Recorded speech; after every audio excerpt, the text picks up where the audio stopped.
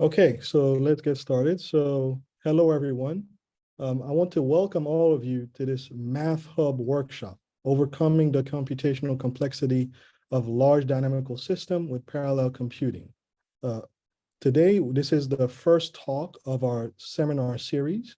And our speaker today is Professor Chris Jones, who is a domain scientist and research professor at the Renaissance Computing Institute at the University of North Carolina, Chapel Hill. He is a professor at the University of Reading in UK and is also affiliate faculty here at George Mason University. And the title of his talk is Dynamics is Our Best Shot. So thank you, Professor Jones. You may go ahead and get started.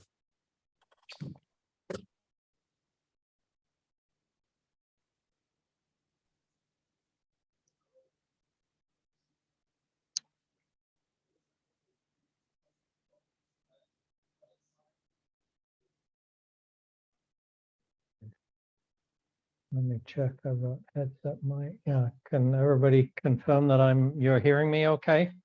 Yep, sounds great. Great. Okay, good. All right. So this is supposed to be a bit of a motivational talk. It's going to be in three parts. The first part, I want to talk about the general perspective of dynamical systems, and I'll give some sort of examples of that. In the second part, I'm going to talk about what is, I think, one of the most interesting and pressing problems in climate science right now, to which we can contribute as dynamical systems experts, and that's to do with tipping and abrupt transitions. And in the third part, I'm going to talk about how you can incorporate data, how you can deal with data. Oh dear, this is supposed to advance, and it's not doing that. Why isn't it advancing? It was a couple of minutes ago. Oh, there you go. Okay, I get it working. Don't worry. Thanks, Emmanuel. Okay, so first of all, what is a dynamical system? Well, we usually think in terms of a differential equation as the starting point of a dynamical system. At least I do. And I'm going to introduce this notation. X dot is equal to a function of X. So the function of X is given to you, and I'm going to give you examples of that in a few different fields. X is intended to be a vector, and dot means the derivative with respect to time. So this is called an ordinary differential equation, but it's somewhat underspecified. You have to give it an initialization, an initial condition. So you think of a starting point of this differential equation as some point in Rn, and then the differential equation tells you how you evolve forward. So your solution of the differential equation is going to be a function x of t, which at t equals 0 is the point x0, the initial condition. And you think of this as evolving forward according to time. So the x of t then, just to belabor this point, must satisfy this differential equation for each t. So the derivative of x with respect to t is the value of the function at x of t. Okay, give you some examples. Where did it start? Okay, I'm going to give three different types of examples which correspond to the three different projects in the Math Hub series that is associated with this seminar series. I know this is semi-independent, but just for those of you in that, you get a feeling for it.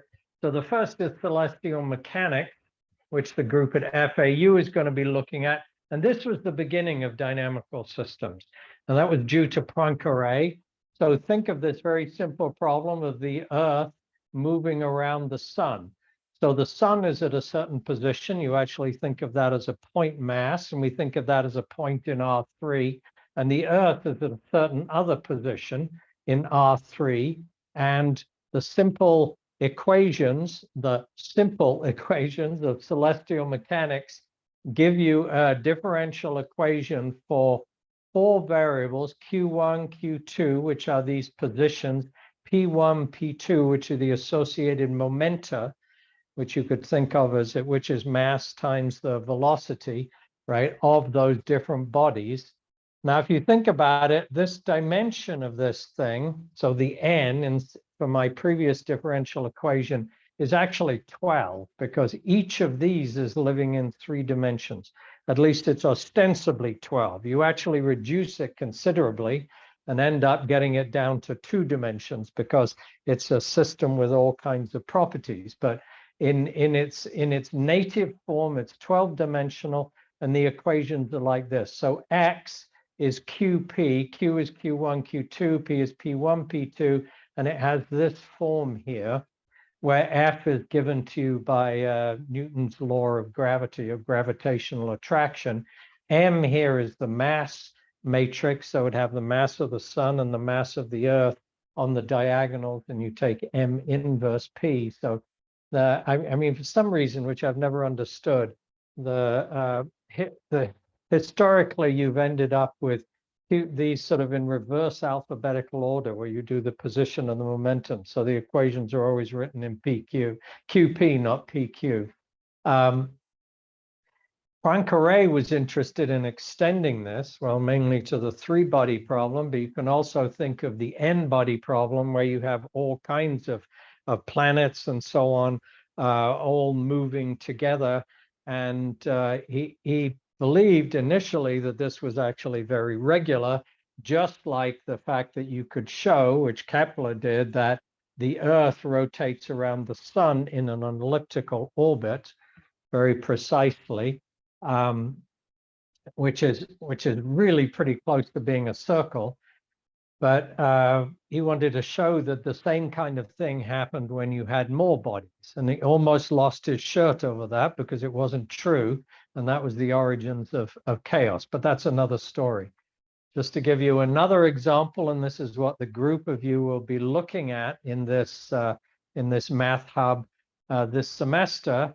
And this was given to me by Jay Morellis James from FAU. These are equations for the motion of 2 bodies with a 3rd body, which is like a satellite. And that actually, I'm not going to go into what these equations are, but just see them as this is just, I'm trying to give you of differential equations. So these are 2 2nd-order equations for positions, but you might write this now as a 4th-order system. So your x in x dot equals f of x is x, u, y, v. I'm sorry, x plays a double role here, and prime is really the same as dot. It was just sometimes you use prime and sometimes you use dot.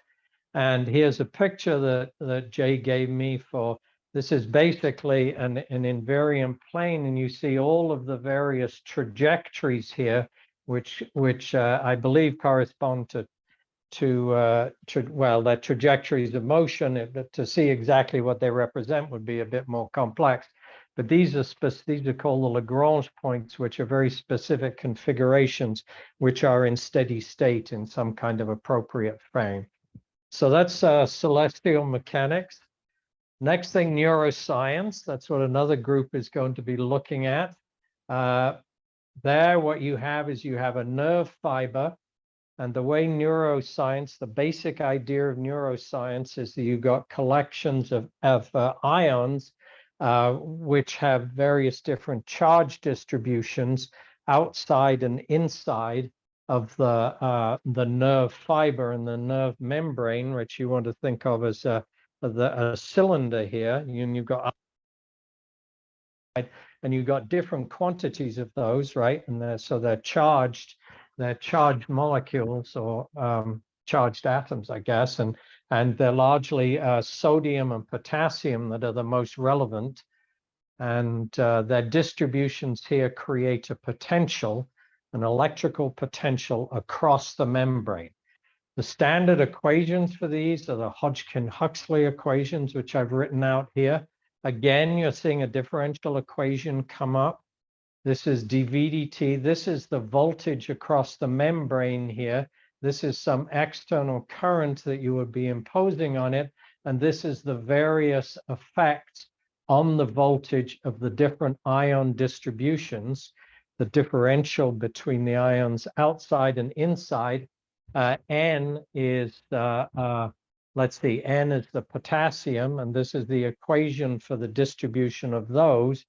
And this is the sodium, dm dt, the equations for that. And this is dH dt is some way you lump all the other ions together. That's called the leakage term here. So again, differential equation. So your x here would be the vector VNMH. So it would be in 4 dimensions. You would be looking then at trajectories in 4-dimensional space. And Hodgkin and Huxley won the Nobel Prize for their papers in the very early 50s because they showed that this kind of setup could be used as an explanation of the propagation of a signal down the nerve fiber. You're going to be looking, I believe, this group at networks of neurons where you're going to have bunches of these at different places and those connected with each other in different ways. So if you have 1, 2, 3, 4, 5 here, say, and plus 1, 2, 3, 4, 5, another 5, so that's sort of like 10. In a network here, you would have actually a 40-dimensional system. So you start to see how you get a very large dimensional system and why it might be advantageous then to do parallel computing. E stands for excitatory here. I think I is inhibitory, and actually I can't remember what M stands for. The third area is climate science. The example I'm going to use here is of a hurricane. That's actually not the example that the group is going to be looking at. You're going to be looking at a simple model of the Atlantic meridional overturning circulation, but this is also a nice problem and helps me illustrate the different types of tipping. So, and this was there was a formulation due to Kerry Emanuel in 2017 of this as sort of a very simple engine where he isolated 2 variables that could be used as a simple model for the motion of a hurricane. And these are the equations here. It's just a 2-dimensional equation. You've got dv d tau, dm d tau here. This is v is the maximum circular wind speed. So think of the boundary of the core of the hurricane and its maximum wind speed. This is the moisture content here. And these are the equations that he derived. So again, it's a dynamical system. This is only in 2 dimensions, V and M. To see where we are going to be doing large computations with the potential of parallel computations, we have to think about the data dimension. So I will do that at the end here. Okay, so, but again, this is a dynamical system. You've got some quantities evolving, all 3 of these areas, and we take that kind of perspective. So the 2 key variables here are the wind shear and the potential intensity, this VP. Actually, it's written here as VP hat, sorry, but S here is the wind shear. And those are the 2 variables that are key in determining the dynamics here. And I'll explain that more in a minute. So those of you who've done undergraduate courses in differential equations, you don't think of this in terms of curves in a space, right? Which is what I'm sort of suggesting here. You think of it largely in terms of finding explicit solution, right? That's what we're trained to do in undergraduate differential equations courses coming out of 1 semester after finishing calculus, say. So what you tend to do is then you find an exact solution in terms of elementary functions, exponentials, polynomials, logarithms, trig functions, and you may even get a little more complicated like elliptic functions. Although there's sort of a dirty secret there, those are basically introduced as solutions of differential equations, so which keep recurring. But anyway, this is the way it's sort of classically thought of in differential equations, and the work is done in developing techniques for finding exact solutions. Right, that's the historical approach to differential equations up until Poincaré. Problems with this, it's restricted to very special cases. Linear systems, a great, one-dimensional systems where you just have n equals 1, a great. And then getting into more dimensions, the systems will have to be integrable in some sense, which means that integrable basically means you can find an exact solution. You can think of it that way. But this is a very special class of systems. So in general differential equations, you cannot take this approach. So what's the modern view of dynamical systems is that you compute solutions directly from the differential equation. Right? So you take the differential equation, you find some scheme for finding solutions, a computational scheme like the Runge-Kutta scheme or something like that. You'll hear about these, no doubt. And you compute solutions directly from the differential equation. And then you view these as trajectories in the state space, sometimes called the phase space. Okay. Now, the way we think of it is we organize the dynamical system by finding particular types of trajectories, by nailing down very specific types, equilibria, periodic orbits. So these are trajectories that come back on themselves, heteroclinic orbits, homoclinic orbits. These are orbits that go as you go to minus infinity to one fixed point and to plus infinity to another fixed point. If those two fixed points are the same, it's called a homoclinic orbit. And somehow you sort of get kind of a rough template or picture of what's going on with these particular types of solutions, and then you fill in the rest by computing. Okay. So in principle, this strategy can be applied in great generality, right? You can take almost any equation, but there will be challenges. For instance, if it gets to be a very large dynamical system, then the computations become very unwieldy, and that's where you might, for instance, go to parallel computation. All right, I always like to think of this as comparing what do you get out of these two things, because people always sort of feel like this enormous comfort in getting an exact solution. And I claim that if you think about what you get out of an exact solution, it's really no more than what you get out of the modern view of dynamical systems. It's just that you've developed a comfort with the functions. And you think about it, what do you get here? Well, you get a rule for calculating values of the solution. Right? I mean, you got, sine 2 pi t or something, right? You've got a rule for calculating that because you can put sine into your calculator. On the other hand, if you think about it, your calculator is actually doing a computation to figure out what the value of sine is at these different time values, right? They're not, except for very special values, they're not, then they take some computation. And that's really not much different from actually computing the solution. You get a qualitative idea of the behavior, right? If you get sines and cosines, they're oscillating. If you got an exponential, maybe they're decaying or growing. So you get kind of a feeling from knowing what those functions are like. But I claim you get pretty much exactly the same thing from doing this modern strategy. You get a rule for calculating values of the solutions, which is you're doing directly by solving the differential equations computationally. Right? It may require extra computational work over and above the basic computation to figure out the value and so on, but basically the strategy gives you that.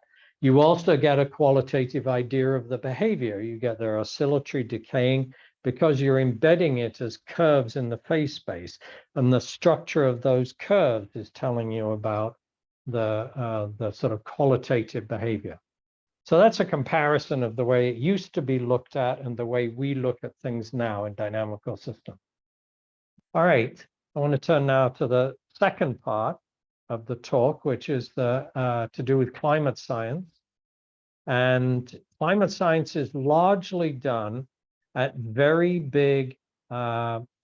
big models at centers around the world, of which there are maybe about 30 odd, which have codes for massive models replicating the entire Earth. There's one in the Geophysical Fluid Dynamics Lab at Princeton. There's one at National Center for Atmospheric Research in Boulder, Colorado. There are ones in the UK at the Met Office, ones in China, Germany, and so on. But one thing that I think they have trouble with is abrupt transitions. Okay, so it's very hard to replicate abrupt transitions in these very large models because they tend to be very tuned to modern day conditions. And if they start changing drastically, then people get suspicious about them, right? So, so this is, I think, the elephant in the climate room is tipping points. This is a graphic here borrowed from Tim Lenton's group at Exeter. That's kind of cut off there. He's one of the well-known people in the area of climate tipping. And this shows you all of the different possible regions of the Earth and situations which are feared may be subject to abrupt transitions. This graphic also tells you about the various consequences and kind of knock-on effects of any of the tippings that would occur. It's from the boreal forest, the coral reefs here, the Antarctic ice sheet, the Greenland ice sheet, permafrost loss. These are the kind of things you hear a lot about in the media, right? And you would like to understand and you would like to be able to make predictions about, but as I say, the elephant in the room, because they aren't really well predicted or understood within the big climate model. So tipping points is definitely a dynamical systems phenomenon, right? What is it? It's an unanticipated abrupt change in the state of the system. We have generally come to think there are three different distinct types of tipping: bifurcation-induced, noise-induced, and rate-induced. This was laid out in a paper in the Proceedings of the Royal Society in 2012 by Ashwin Vicharik, Vitolo, and Cox, who separated into these three kinds. And that paper was basically introducing this third kind of rate-induced tippings. The first two were well known at that point. I'm going to tell you what each of these are. Bifurcation tipping, all right, Emmanuel's hurricane emulator here. This is the shear here. And in fact, you can see what happens. This is a diagram of the steady states of that hurricane system. So these are where those variables would be fixed, the V and the M. The top branch here is, right, so this is as a function of the parameter here, and this is just the V variable. So I'm depicting here where the fixed points would be in the V space. There should really be a V and the M here. So you think of fixing an S here, and for that S here, there may be three states. The zero state, which means no hurricane, this intermediate state here, and a state up here, which means a developed hurricane, okay? Now, as the shear gets large, it's known that if the wind shear means higher wind higher up than low down, that will kill a hurricane. So you need to have basically quiescent wind conditions to be able to sustain a hurricane. Otherwise, you can see it gets sort of twisted. And so what happens here is if this increases, you maybe have an active hurricane here, and you may tip off go to the edge here, and there is no more hurricane solution, and so you have to drop down here. That's an abrupt transition. Oh, sorry. And here is a cartoon picture of that. This is the system state here. The idea is you'd be up here, and there may be this parameter varying a little bit. You go to this tipping point here, and you have an abrupt transition, okay? There's also something, there's noise-induced tipping here, where you have systems in two different states here, right? Again, this is a double well potential, as it's called here, and you want to think of these as just, this is a sort of phase space variable here, and this is like an energy actually, so it's a different kind of picture from over here. And what you're seeing is that these two things are stuck in their own stable states here, but there's noise in the system that can make them jump from one to the other. This red one has somehow already jumped and is in this other mode here. The blue one is now just about to jump. So if you have enough noise in there, eventually it's going to jump to the other state of the system. That's noise-induced tipping. Rate-induced tipping works this way. So imagine the same bistable system here. This is now time, and this is the state of the system, time on the x-axis, state of the system on the y-axis. And you've got three different solutions here. And if you start at this other solution, this is a stable one, this is a stable one, and this is sort of an unstable one, right? Right, so if you start near this, you go to this. If you start near the green one, you go to that. You could think of them as like the three states in the Emmanuel's hurricane emulator. But the point is, what happens in rate-induced tipping is that these move somehow. And what happens is if the rate at which you transition from one sort of setup to the other setup, as you change parameters here, sorry, so this is really this can be thought of as a parameter or as time. It's really a parameter, and you're moving to the right sufficiently rapidly. Then what you can do is you can tip over to the other state. It's a somewhat more subtle sort of phenomenon in a way. It's not as easy to understand and see as these others. We have sort of paradigms and metaphors for each of these. Bifurcation-induced tipping is a bit like falling off a cliff. Noise-induced tipping is a bit like the myth of Sisyphus, where you're trying to push a boulder up a hill, you keep pushing it up, it keeps dropping back, right? But if you keep on doing little pushes, eventually you'll get over the hill. Rate-induced tipping is a bit like moving the goalposts, right? So if you move the goalpost too rapidly, however you kick it here, if you were kicking to the previous setup of the goalposts, right, and they have moved to the right, then you won't score a goal. They're moving very slowly, you can adjust.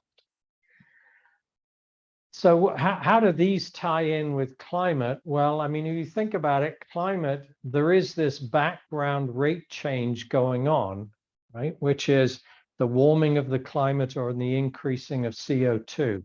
This is a very classical picture of the measurement of atmospheric CO2. This is what's called the Keeling curve, I think, where you can see it increasing from 1960 to current day values here. The little jiggity bits are the seasonal variations of CO2 in the atmosphere. This is done at Mauna Loa, which is an observatory in Hawaii, because the skies are very clear there and you're not picking up any extraneous stuff. So it's a very sort of pure signal, but you see that this is climate change, and this is the driving force of climate change. And so the question is, does this backdrop force a system to have rate-induced tipping? That's a possibility, right? So noise-induced tipping, well, this is the global average temperature. This is the consequence of this increasing CO2 is the increase in the global average temperature, right? But you can see it had to be smooth. So it was a very noisy signal. So you might imagine that noisy signal could be represented as noise in the system.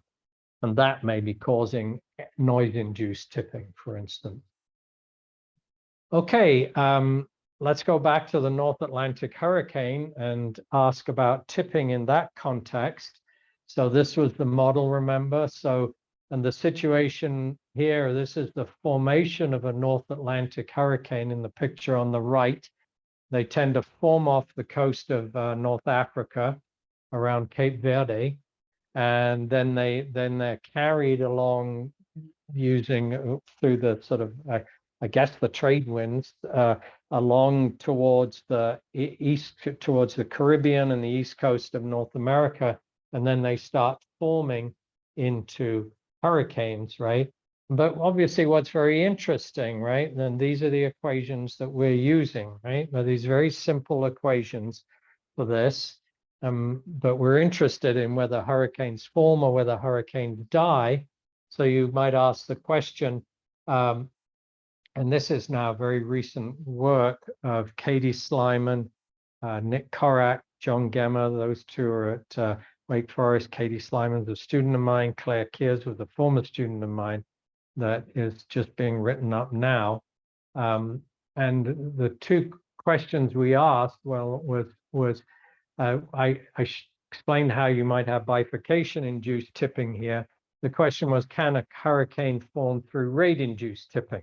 In other words, these parameters might be due to something varying in some way, the parameters of the wind shear and so on, and the potential intensity. So can it form due to rate-induced tipping? Or another question is, can a hurricane die due to rate-induced tipping? And this is the picture of the dynamical system. Remember I said we think of a dynamical system in terms of find the fixed points, and then we plot trajectories computationally. And this is what the three fixed points look like. This is at a shear value in here, say, you know, for instance, at 0.0, what is that, 0.08 or something, or 0.1.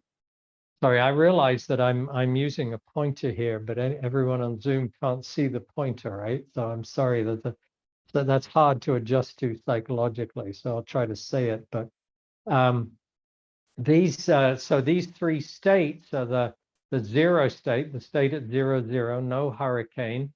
There is this kind of unstable. It's actually like a threshold state here, which is the middle one here, which is drawn in red. And then there is the active hurricane state, which corresponds to being on the upper branch of this picture. And these are all the other trajectories tending towards those states. So you see that this forms a sort of separation between the no hurricane and the active hurricane as the trajectories going into this threshold state here, right? So here are two conclusions we made. A hurricane cannot be formed through rate-induced tipping, only noise-induced tipping, and it can be formed through noise. This was the thesis of Nick Korak.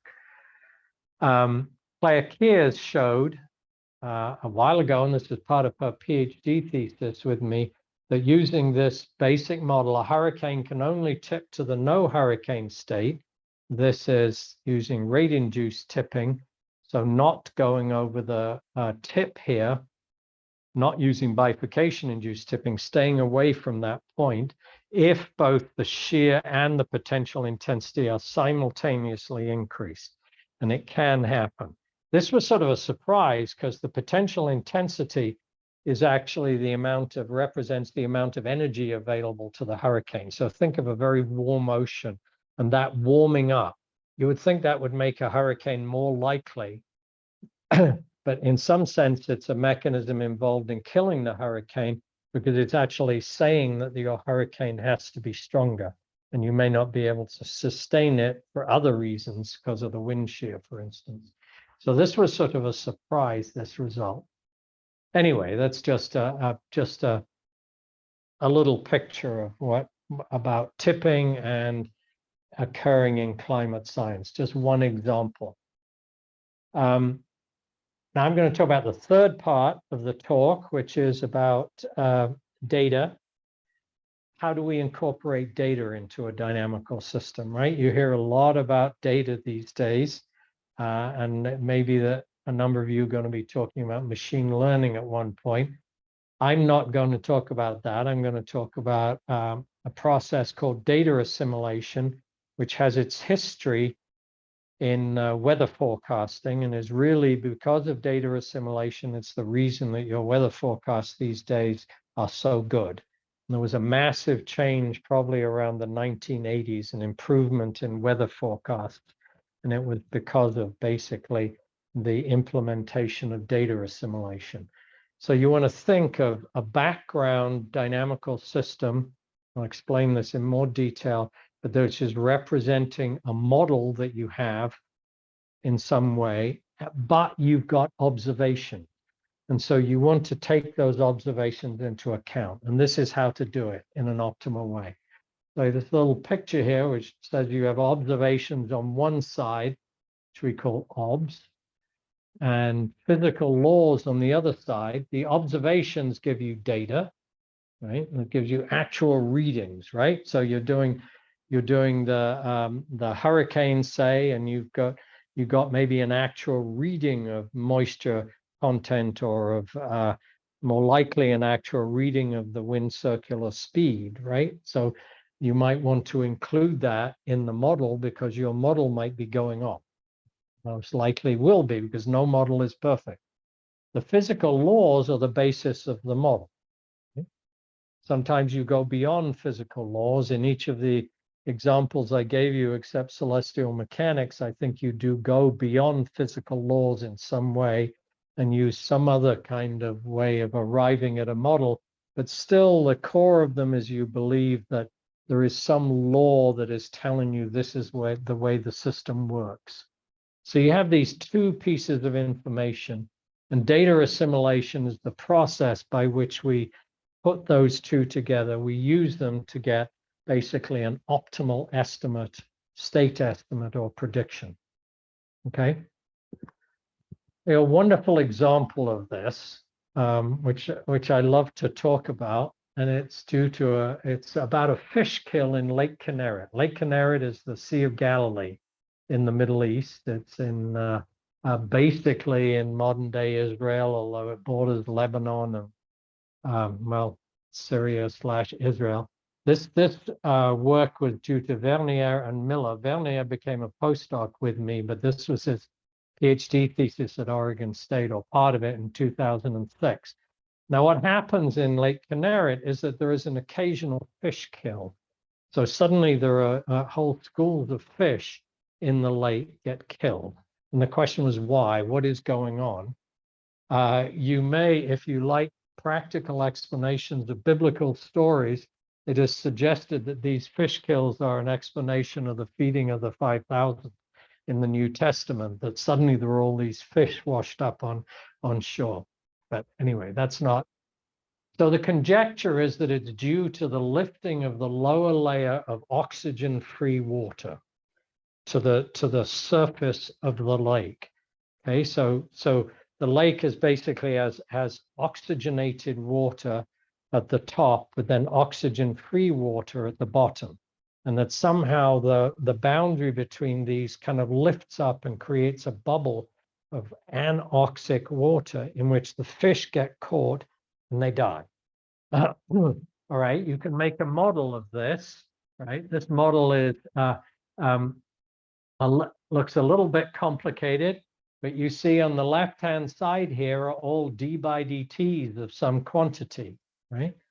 What you actually do is you grid up the entire lake, and at each grid point, you have one of these equations here. So it can be a very high-dimensional system, right? There is a top layer and a bottom layer, and this top layer has oxygen in it. U and V are horizontal velocities of the fluid. H is the depth of this layer here. Rho is the density that's considered to be constant in each of the layers. And then H2 is the layer down here. Okay, and you've got a top layer momentum and a bottom layer momentum. And you have these values at each point of a two-dimensional grid, which covers the entire lake. But it's a dynamical system, right? It's a dynamical system because these are d by dt of these variables at each of these points. Very, very high dimensional. It's 1, 2, 3, 4, 5, 6 times the number of grid points, which may be in the thousands, right? So a very large dimensional dynamical system. You can do this because it's stably stratified during the summer, which is when these fish kills might occur. All right, now here's a model run. What happens with the model? So you see the yellow here is the interface, the green is the bottom, and the red is the surface. And this is, and really what you're interested in is the movement of this interface between the anoxic and the oxygenated water, and whether this really kind of lifts up and comes up like to the surface, which is what would be needed to have the fish kill. And you can see that it actually doesn't do that in the model run. It turns out, though, that there's some data here. There's some data involved, and they are on what are called thermistor chains, which are chains that basically measure temperature, but you can glean other variables from the temperature through the sort of theory of fluid mechanics here. And there are chains in Lake Kinneret. There were two different ones at this relevant period this experiment was done. Points here F and K, and you measure the temperature along those. Okay, and you can sort of see the temperature in these two positions here, and the warmer temperature corresponds to the oxygenated water. The blue, colder temperatures correspond to the anoxic water down below. So you see the interface here manifest in these data. But again, you see none of this anoxic water coming up to the surface. So you don't actually see this in the data. You do not see this phenomenon of the lifting of the interface up to the surface in the data. You see it in neither the data nor the model. But what if you assimilate the data? I haven't told you how you do that yet, but if you assimilate the data into the model, this is what happens. So watch carefully as you go through this. This is the interface here. And if you watch, you're going to get to a certain point where it does actually here, just coming there, it does sort of come up to the surface, and you see it peaking up at the surface. Right?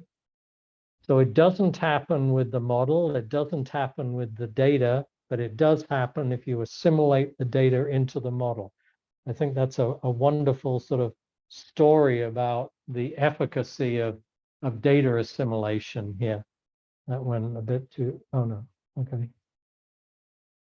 So here you can see it, the DA applied here, the DA not applied. That's the model alone. Okay, so anyway, so how does data assimilation work? I'm just going to sort of explain some of that and give you an idea of why, even if the system is very low dimensional, you would end up doing very high dimensional calculations because you're doing data assimilation, because of the nature of the way it works. But this is the way data assimilation is set up.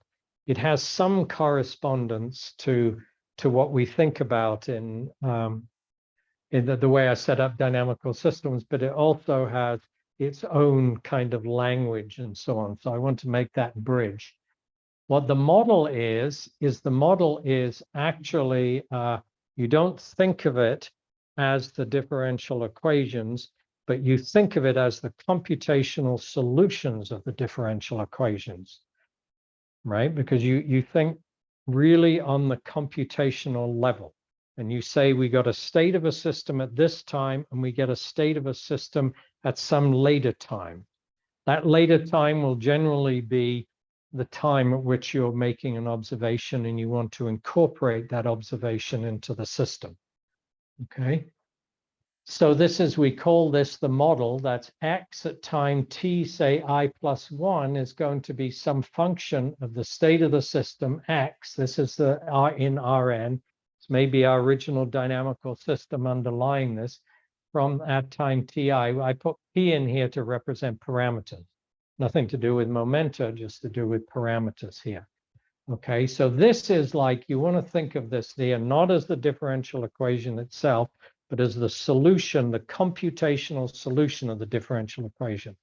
And not the exact solution, but the computational solution. So Runge-Kutta tells you, you take this time step, you get to this value. This time step, you get to this value, and so on, okay? So this is the computational solution at this next time step in terms of the original. That's what we mean by the model in data assimilation. Now you're going to have observations at each, you stop it somehow at each of these times here, and you imagine having observations at each of those times. You may not observe all of X. You won't observe all of X. You'll just observe some of them. Okay, right? So like think of the thermistor chains in Lake Kinneret. I mean, you're not observing every value of U, V, and H at this grid at all. You're going to have some way of getting some small number of those things maybe at just certain points or something. So this observation, these may be in a much lower dimensional space than the state space. All right, so here's sort of a picture. You move along. The model tells you how to get from T0 to T1, T1 to T2, T2 to T3, and you make observations at each of these times. Okay, you need an observation operator which tells you how do you relate the X to the Y. You need to be able to do that, to somehow connect them so you can update your X value in light of your observation. So this is sort of the way it works in sequential mode, it's called. You get to a certain time, and the model then is solving the dynamical system, right? As I say, it's the computational solution. At time T1, you make an observation, you do your assimilation. I haven't told you how to do that yet. You then update the state of the system. That changes the state of the system. So it's like you go onto the dynamical system and then you do a jump, right? Because that changes the state of the system. And then you go the model again, which means again applying the computational solution, starting at that new value up to a certain time, do an observation, assimilation, update, and you keep on going. All right? That's sort of the way you do it. And that's the way weather forecasting basically works, right? You have a big computer which is telling you what the various different variables of the weather, the wind, precipitation, et cetera, you have some observations coming in, you assimilate them, you say, okay, we were slightly off, we can get a better estimate using incorporating these observations, and we'll start again, okay? How do you do this assimilation? Well, the classical way of doing it is to use what's called the Kalman filter, which was invented in control theory, and interestingly, as a crossover between different areas here, was developed by Kalman for space missions. So, all right, so here it tells you this is your forecast, right? So that's the end of your computational solution, the XFK. And what you're going to do is you're going to say, okay, well, that wasn't quite right.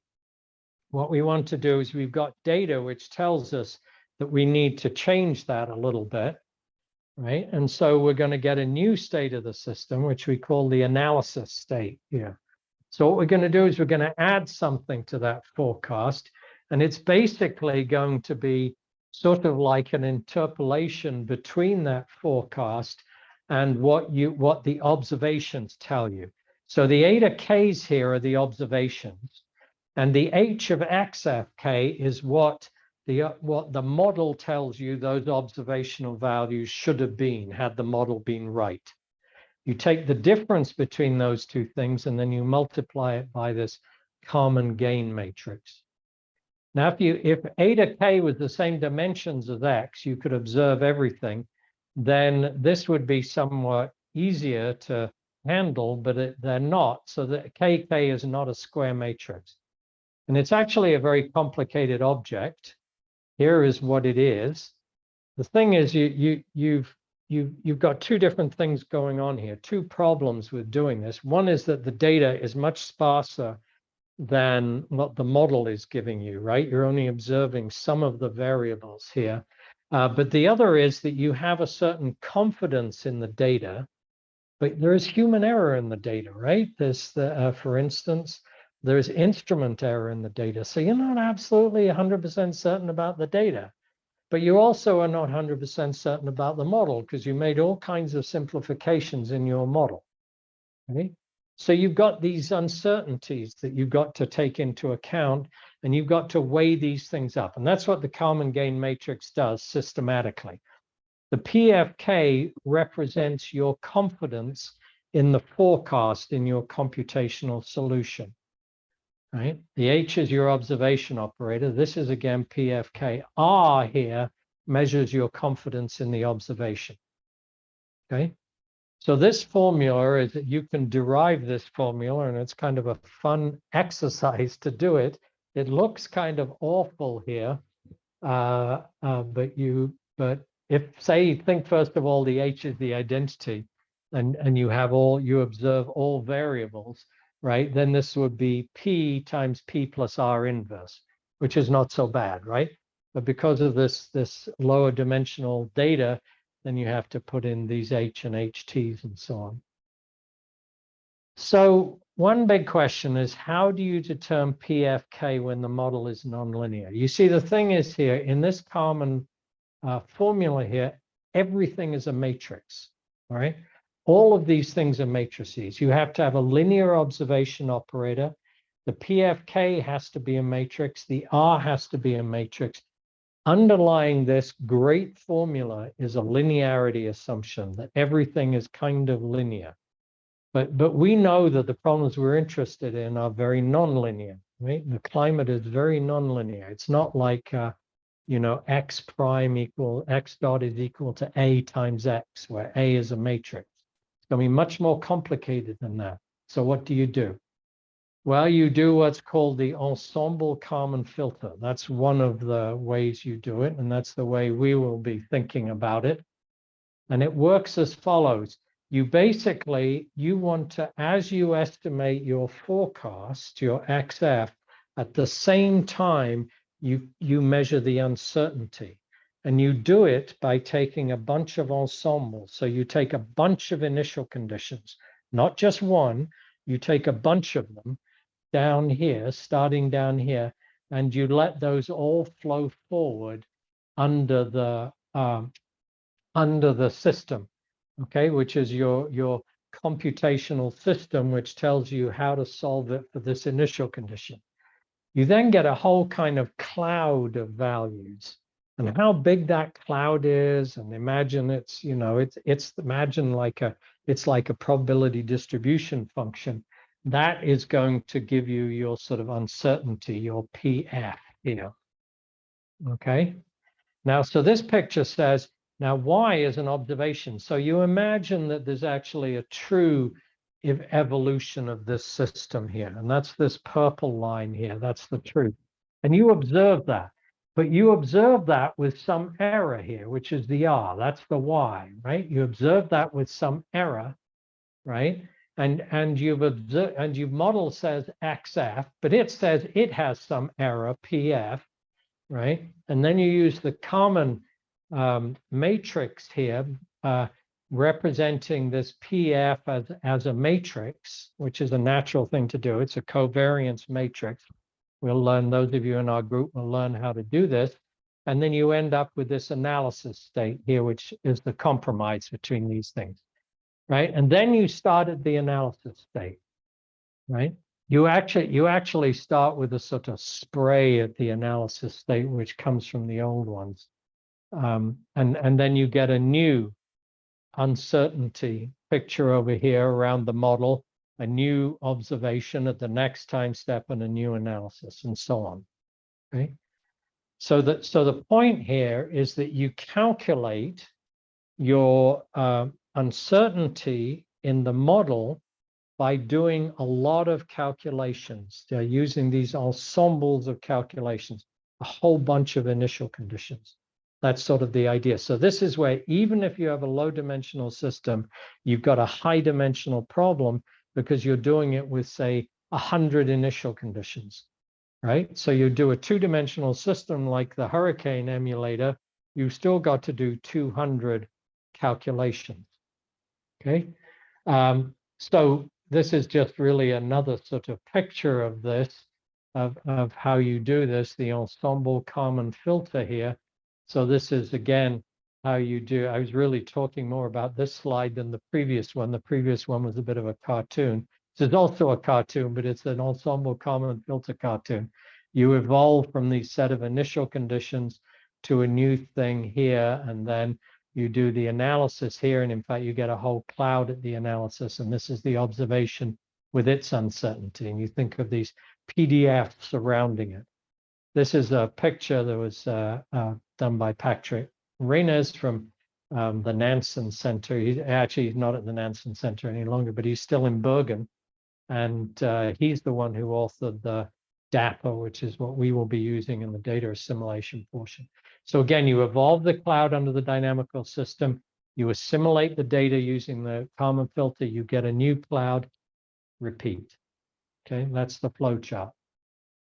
All right, this is now, I think, the last slide, because I want to leave you with a question, which is the question that I'm quite interested in, and I think I've explained enough to be able to throw this question out there. This all works very well if the underlying dynamics is incremental, if it's sort of like smoothly. We don't know how it works when your system undergoes abrupt transitions, right? That's sort of a tough problem. And that's the problem that we obviously would be interested in if we're thinking about tipping, right? What happens when the system undergoes abrupt transition? So those might be B tipping, N tipping, or R tipping. So for instance, the basic issue is, what if the data is telling you one thing, namely that tipping happens, but the model is telling you that tipping didn't happen, right? How's it going to work? They've deviated from each other too much, and that can be very problematic. Data assimilation tends to work very well if things don't deviate too far, okay? And I think for me, this is one of the most interesting problems in data assimilation. So, okay. All right, so I'm done. And that was it. And it's right at noon, I guess. So we probably have to get out. I'm sorry. All right, let's thanks the to get out. speaker. So there's very few times for questions. Thank you so much, Professor Jones. So are there any quick questions that we might want to ask?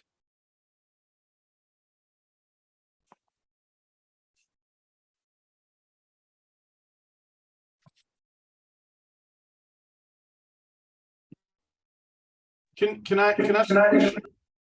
I'm imagining that with the data assimilation, with combining it with tipping, you need to have data for something that goes through tipping, right? So do you need to find a system where tipping is not a rare event, like a system that tips often, and then you would want to model it and then do some data assimilation? But do you have in mind, or is that the wrong way to think about it? Well, I would think you want to understand when it is a rare event, right? I mean, so that's kind of the challenge. If it's happening too much, like for instance in bifurcation tipping, where you're really being carried through that, then maybe it's not quite so tough. I mean, the problem is that you have nonlinearity and non-Gaussianity, and so you've got Gaussian PDF. And Okay, guys, that's kind of problematic. I'm sorry about that. Yeah. We'll have to cut We're the gonna have meeting to go. short. Sorry. Okay, well, thanks again. Thanks again, Chris. Thank you, guys. All right, thank you so much. Thanks again. Thank you. Great talk.